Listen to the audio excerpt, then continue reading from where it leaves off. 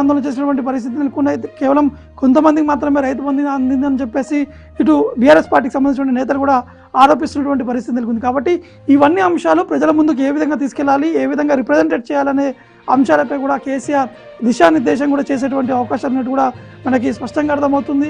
ఒకవైపు అసెంబ్లీ సమావేశాలు అంటే ఈ నెల 8వ తారీఖు నుంచి అసెంబ్లీ సమావేశాలు జరగబోతున్నటువంటి నేపథ్యంలో రీసెంట్గా తెలంగాణ ముఖ్యమంత్రి రేవంత్ రెడ్డి కేసీఆర్కి ఒక సవాల్ కూడా విసరడం జరిగింది. అసెంబ్లీ సాక్షిగా ప్రజలకి ఈ నీటి వివాదం సంబంధించినటువంటి అంశాలు కూడా ప్రస్తావించి ప్రతి ఒక్కరికి వివరంగా చెప్పాలని చెప్పేసి రేవంత్ రెడ్డి సవాల్ కూడా విసరడం జరిగింది. ఈ నేపథ్యంలోనే ఇటు హరీష్ రావుతో పాటు కేటీఆర్, కవిత, జగదీశ్వర్ రెడ్డితో పాటు బీఆర్ఎస్ పార్టీలో ఉన్నటువంటి సీనియర్ నేతలు కూడా స్పందించడం జరిగింది. ఎట్టి పరిస్థితిలో కేసీఆర్ అసెంబ్లీకి వస్తారు, అక్కడ ఉన్నటువంటి పరిస్థితిని కూడా వివరించి చెప్తారు. అసలు ఆనాడు 10 ఏళ్ల పాటు జరిగింది ఏంటిది, అంతకుముందు కాంగ్రెస్ పార్టీ అధికారం ఉన్నటువంటి ఏ విధంగా ఒప్పందాలు జరిగాయి, దాని తర్వాత రాష్ట్రం ఏర్పడిన తర్వాత ఏ విధంగా ఒప్పందాలు జరిగాయి, నీటి వివాదం సంబంధించినటువంటి అంశాన్ని కావాలని చెప్పి కాంగ్రెస్ ప్రభుత్వం పక్కతో పట్టించే విధంగా ప్రయత్నాలు చేస్తుందని చెప్పి బీఆర్ఎస్ పార్టీ సంబంధించినటువంటి నేతలు కూడా తీవ్రస్థాయిలో ఆరోపించడం జరుగుతుంది. కాబట్టి వీటన్నిటిని ఎట్టి పరిస్థితుల్లో పులి స్టాప్ పెట్టాలి. ఎందుకంటే రాష్ట్రంలో ఉన్నటువంటి అంశాలు అంటే రాష్ట్రంలో 10 ఏళ్ల పాటు బీఆర్ఎస్ రాష్ట్ర ప్రజలకి ఎటువంటి హామీలు ఇచ్చారు, ఏ విధంగా ఫుల్ఫిల్ చేశారు, కానీ ఇప్పుడు కాంగ్రెస్ పార్టీ ఏ విధంగా హామీలు ఇచ్చారు, ఏ విధంగా ఫుల్ఫిల్ చేస్తున్నారు అనే అంశాన్ని కూడా ప్రతి ఒక్కటి పిన్ టు పిన్ కూడా వివరించి ప్రజలకి వివరించి చెప్పాలని చెప్పేసి కూడా బీఆర్ఎస్ పార్టీ ఈ యొక్క ఆలోచన కూడా చేస్తున్నట్టు తెలుస్తుంది. కాబట్టి కేసీఆర్ ఈ రోజు నుంచి ఈ యొక్క సమావేశాలు కూడా ప్రారంభించారు. ప్రతిరోజు తెలంగాణ భవన్కి వచ్చేటువంటి అవకాశం ఉన్నట్టు కూడా తెలుస్తున్నాయి. తెలంగాణ భవన్ వేదికగానే ఇటు అన్ని రాష్ట్రాలకు సంబంధించినటువంటి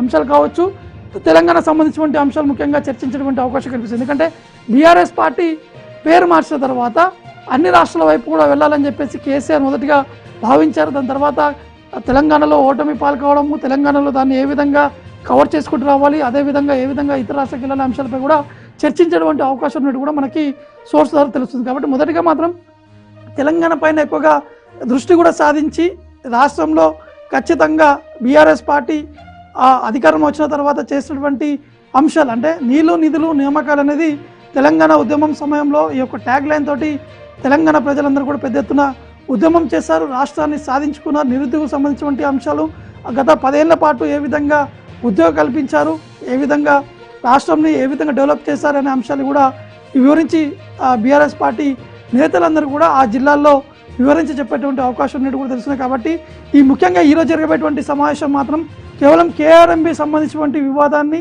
ఎట్టి పరిస్థితుల్లో పులి స్టాప్ పెట్టాలి, కావాలని చెప్పి అధికారంలో ఉన్నటువంటి కాంగ్రెస్ పార్టీ బీఆర్ఎస్పై బురద జల్లే విధంగా ఈ యొక్క ప్రయత్నాలు చేస్తున్నారు.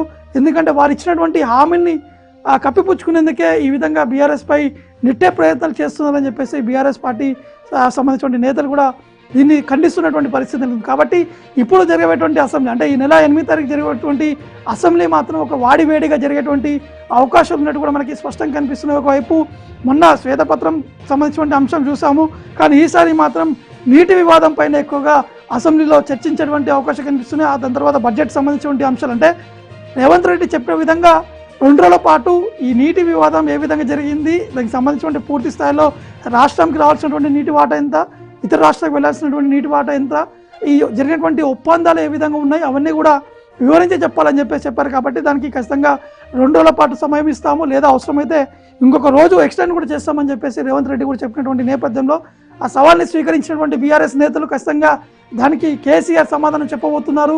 ఆ సమాధానంతో కాంగ్రెస్ పార్టీ నేతలందరూ కూడా ఆశ్చర్యపోయే విధంగా ఉండబోతుంది.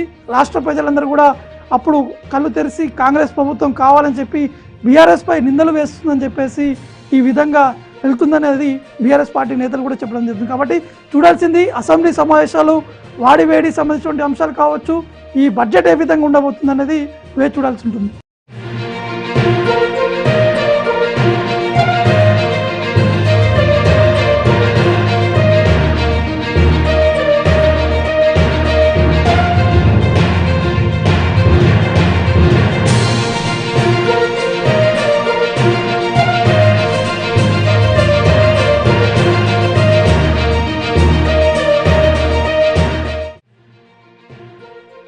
మూడు నెలల తర్వాత బీఆర్ఎస్ అధినేత కేసీఆర్ తెలంగాణ భవన్ కూడా చేరుకోవడం జరిగింది. ముఖ్యంగా తెలంగాణ భవన్ చేరుకునేటువంటి సమయంలో మాత్రం పెద్ద ఎత్తున బీఆర్ఎస్ పార్టీ కార్యకర్తలతో పాటు మాజీ మంత్రులు, మాజీ ఎమ్మెల్యేలు